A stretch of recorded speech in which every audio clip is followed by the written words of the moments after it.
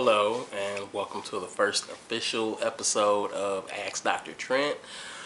I've been trying to get everything prepared, trying to get everything ready so I could do this. This is like all my future videos, they're gonna pretty much be about 9-10 minutes long, and maybe if I get enough views and all that stuff, I'll become a partner on YouTube and then I can make them as long as I want, and so on and so forth. But I hope everybody's doing well. Let's get right to it because I don't have a lot of time. Here you go, people. Anybody who sent me an email over the last couple of weeks, right here. You people are seeing these for the first time because I haven't seen them. I've been wanting to look at them all week, all day. It's been driving me crazy, but for authenticity, I said I wasn't going to. So now it's time to start. I'm gonna shuffle these up a little bit. I'm gonna shuffle them up. Not looking. Hope I don't get anything too crazy. And let's go. My first letter says, Dear Dr. Trent, why do men leave good women for the illusion that the grass is greener on the other side? Then once they realize the grass isn't, they try to come back. Sincerely, tired of being taken for granted. Well, tired of being taken for granted. I guess the only way I can answer this is that, it's a perfect example. Not too long ago, I watched Why Did I Get Married, and I think the rule from that movie actually applies. I think it's called the 80-20 rule, whereas you get with somebody and they may not have every single thing you want ever, but they have a good majority of it.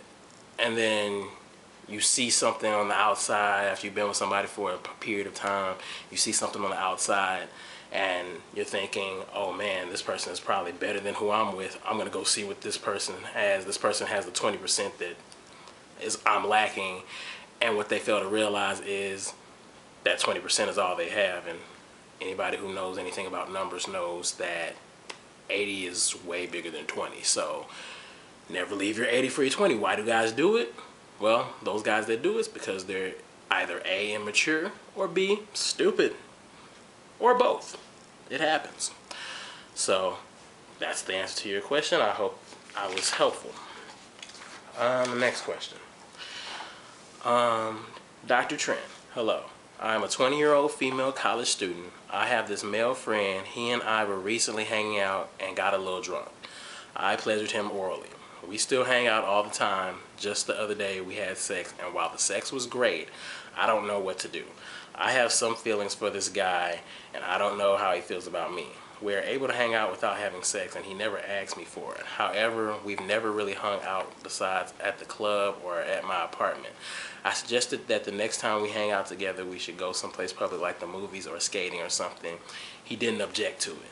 Am I reading too much into this? Does this guy like me? I don't want to pressure him into something and seem desperate. What do I do? Signed, Tall, Red, and Confused. Okay.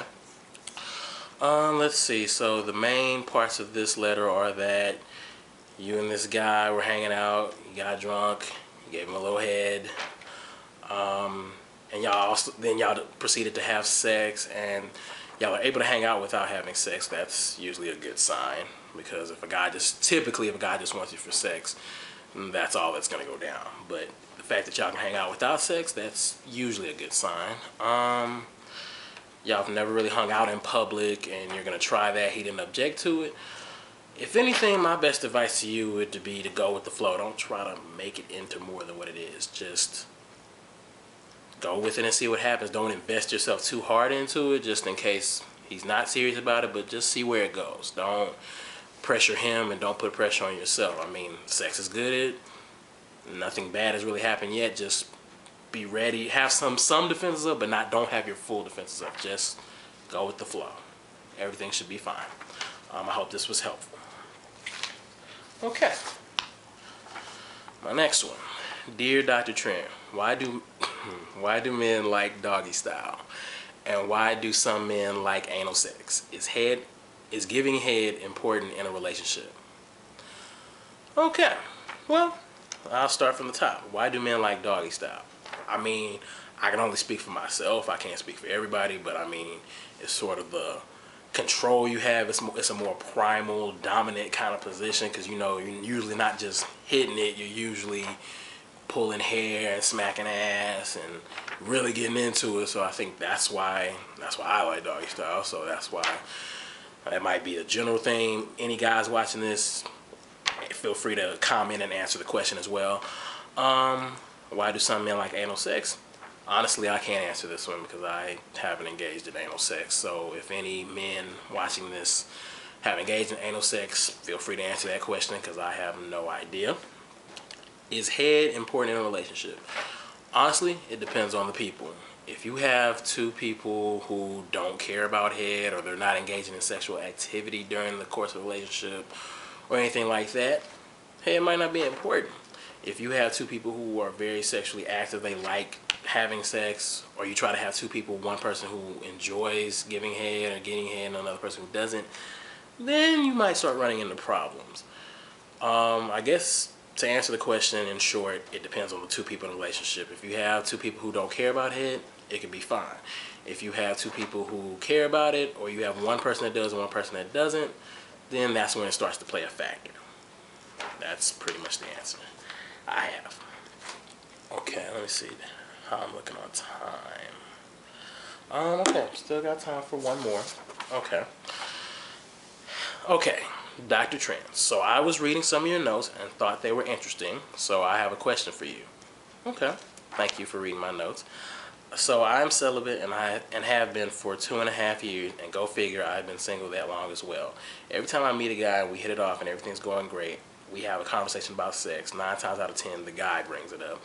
I tell him I'm celibate, and 2 things happen. 1, after the conversation, I never hear from them again, and 2, he doesn't believe, and he tries to turn the relationship away from just getting to know one another and see if he can break me. I don't want to lie to the male, but it seems like once the sex conversation is talked about, the relationship turns into it. I do want to tell them so that they know what they're getting into, but at the same time, I want to get to know them first, and we shouldn't be talking about sex anyways. I'm not meeting these guys in places where casual sex would be common, like clubs or bars or online sites. I see they have a number of sites here.